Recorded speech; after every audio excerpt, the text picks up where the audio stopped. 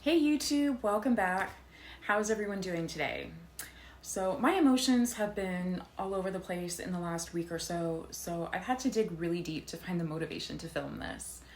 I know my last video was a little depressing, but I do need to get on with my life and focus on managing my mental health and recovery. So I'm actually excited about this video because I feel like it's been a long time coming. When I first started this channel, actually even before I started this channel, I was trying to find ways to better cope with my anxiety and stress and better manage my BPD since I was not managing anything well at all and self-medicating. So I've been researching coping mechanisms and I thought it'd be really cool to document my experience with different coping mechanisms. What worked for me, what kind of worked for me, and what didn't work at all. And that's part of what inspired me to create this channel in the first place. Now, in a perfect world, I would have introduced my channel with a testing my first coping mechanism video, but life had other plans. I wasn't mentally or emotionally strong enough, and I was still relying on unhealthy strategies as my primary means of coping. And I felt like there was a lot of background information that I needed to provide viewers for it to make sense. So here we are. Now, I've explained my background with mental health and I've more or less eliminated the unhealthy coping mechanisms that I was relying on from my life. Now, don't get me wrong, I have had setbacks and there have been a few times where I have fallen back into old habits when things were really bad. But for the most part, I have eliminated them, at least as it pertains to my anxiety. And I feel comfortable enough now to try healthier coping methods, so what better time to start than now? Now, I just want to preface this by saying that even though I mentioned in my last video that I fell back hard into old habits, that was to deal and cope with a dissociative episode and just a bad life situation all around. This, however, is specific to managing my overall mental health. And like I said, I have to move forward and can't allow a slip up to hold me back. The sooner I learn to better manage my mental health and cope with uncomfortable situations, the better off I'll be. So the first coping method I am going to try is creating a daily routine. According to Northwestern Medicine, creating and following a daily routine can help you to manage stress more effectively, sleep better, eat healthier, and get active, all of which are keys to better mental health.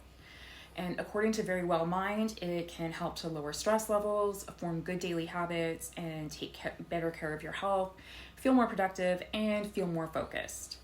Focusing on the things you can control and managing your own behaviors can help you to feel more in control of situations, particularly when stressed or anxious. Sticking to a routine allows you to focus on things you have the power to control, since anxiety typically involves worrying about things you can't control. I can attest to that. I've also heard that a lot of people with mental health disorders benefit from adhering to a fairly rigid routine, and I can see how it would do the same for me. As it is, I find that I really have a really hard time remembering the little things, such as returning phone calls, running certain errands, etc. And I'll often feel too overwhelmed to get the day-to-day things done, like cleaning the kitchen after dinner or putting my laundry away. And that all leaves me feeling more frustrated and more overwhelmed, leading to more stress and more anxiety. So creating a daily routine seemed like the most logical first step for me, because if I can eliminate some stress and sources of anxiety that I can control, I can better focus my energy on the sources of anxiety that I can't control.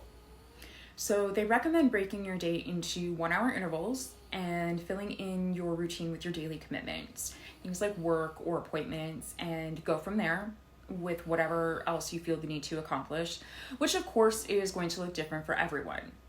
For me, that would be things like going to the gym, walking my dog, designated time to tidy up, things like that. Knowing that I plan to be in bed around midnight and wake up around 8, my day is going to go from 8 a.m. to midnight, and I broke it into half-hour intervals, 8 to 8:30, 8:30 to 9, and so on. And there were also chunks of time where I knew I could accomplish multiple things at once, such as taking my medication and feeding my animals first thing in the morning. So I tried to take advantage of that. And I made sure to designate time to reading self-help books or study. I'll delve more into that in another video, as well as one self-care activity a day. I also did 2 separate schedules, one for weekdays and one for weekends, because my weekends tend to look different from my weekdays, which I'm sure is true for most people, as most of us work Monday to Friday, 9 a.m. to 5 p.m. and have weekends off. So I have come up with a preliminary daily routine that I will try to follow for a few days and see how things go. And I'll link a copy of the blank template in the description if you want to use it as inspiration for your own daily schedule. And I'll also post it on my socials, so be sure to follow me there if you're not already. I had intended on doing an update a week after implementing a new coping method, but I don't think that'll be enough time for it to take effect and have any measurable impact on me. So what I think I'll do is an update a week after starting a coping strategy to give my initial thoughts, followed by a second update a week after that as to whether it's something that I feel is working for me or not, or something I'll continue to practice, and continue with monthly updates on any coping strategies that I am going to keep in my mental health toolkit. So if you are interested in that, please make sure that you subscribe and like and share this video. Leave me a comment to say hello, share your own experiences, ask me questions, or offer suggestions for future videos. Thanks for watching this one, and I'll see you in my next one. Bye.